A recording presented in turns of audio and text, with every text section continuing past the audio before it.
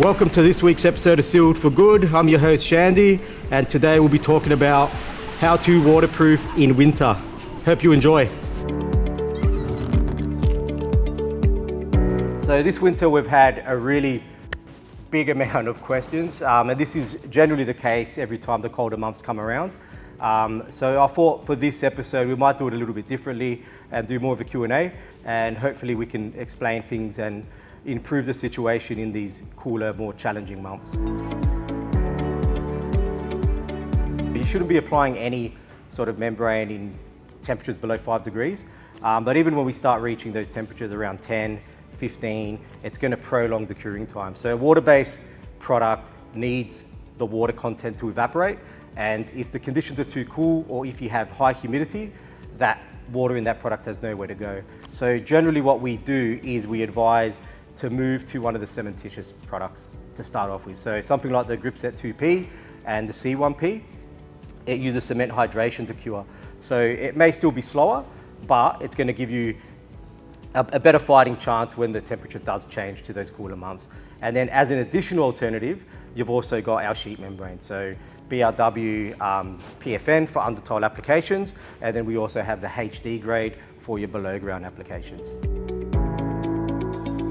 On the TDS, all the products pretty much read the same. So between 5 and 35 degrees is kind of the temperature range that we're aiming at. So with that said, we also need to consider substrate temperatures, right? So on a 35 degree day in the hotter months, that surface can reach up to 70 to 80 degrees Celsius, depending on the color and the density and how long it's been exposed to direct sunlight. In the colder months, you're gonna have a similar type of scenario, except in reverse. So overnight, if the temperatures drop below zero, you could probably find that a concrete slab will be well below zero once you get there in the morning to try and apply product. So surface temperature, ambient temperature are critical to really understand. It's now really cheap to get a thermometer, laser thermometer, and you can check these surfaces and make sure they are above that 5 degrees. A damp substrate is always going to be cooler than a dry substrate. So if you have a damp area where the conditions have really plummeted, then that's going to provide extra challenges again. So it's really about understanding what the weather patterns were. So looking at the temperature range, pre-application, then understanding what the weather pattern is going to be like during and after application as well, and making sure that the products are going to be suitable for those sort of conditions. And at the end of the day, a quick phone call before you start could save you a lot of heartache after the fact.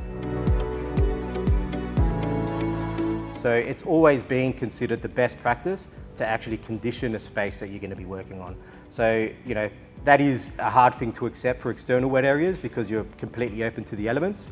But covering a space, enclosing a space, getting humidifiers in there, getting, hot air in there, that's always going to be the best solution, is actually controlling and conditioning the area you're going to waterproof.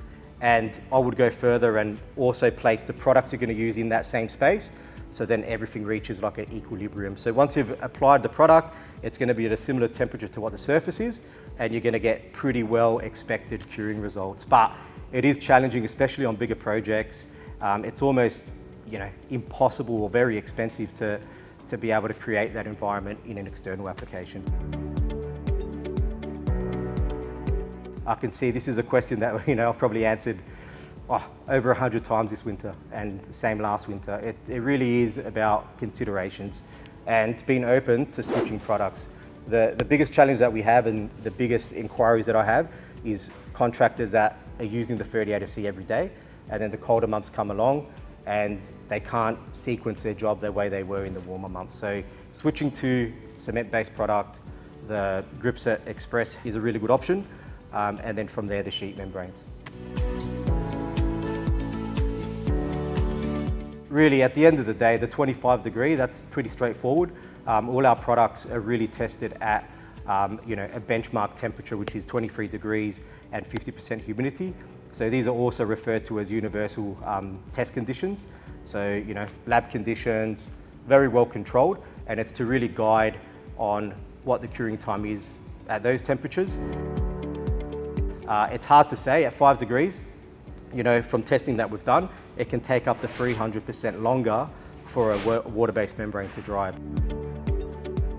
So airflow is, it's going to be probably the most effective way to recycle the air that's in that space. So especially in an enclosed area, you want to ensure that you have sufficient airflow. Gets rid of the moisture that's sort of sitting there or lying, especially in cold conditions.